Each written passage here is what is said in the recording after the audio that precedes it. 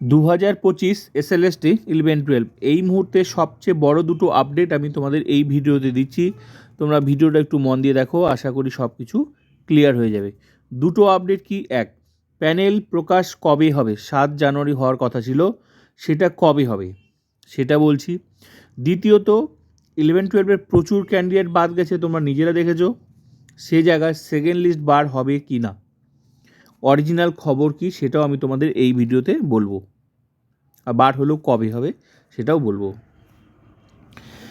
7 জানুয়ারি panel প্রকাশ হচ্ছে না, তোমরা আগেও জেনেছো, কিন্তু এই মুহূর্তে যা খবর পাওয়া গেল সেটা 7 জানুয়ারি হচ্ছে না, সেটা জানুয়ারি মাসের 21 থেকে 24 তারিখের মধ্যে যে কোনো দিন প্যানেল প্রকাশ হয়ে যাবে 11-12-এর।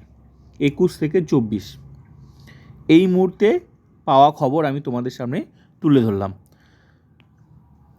21 থেকে 24 তারিখের মধ্যে 11-12 প্যানেল প্রকাশ হবে। 9-10 এর জন্য 9-10 প্রসেসটাও কিন্তু লেট হবে।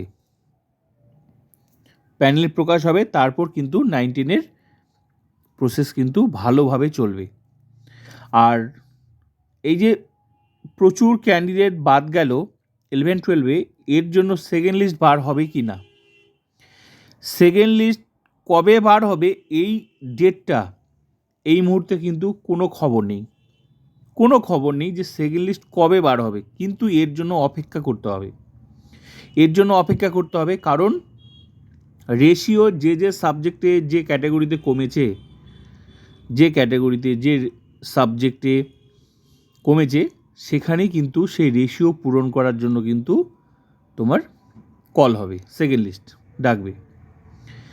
তাহলে সেই পুরো হিসাবটা যতক্ষণ না এসএসসি করতে পারছে ততক্ষণ কিন্তু সেকেন্ড লিস্ট বার হবে না।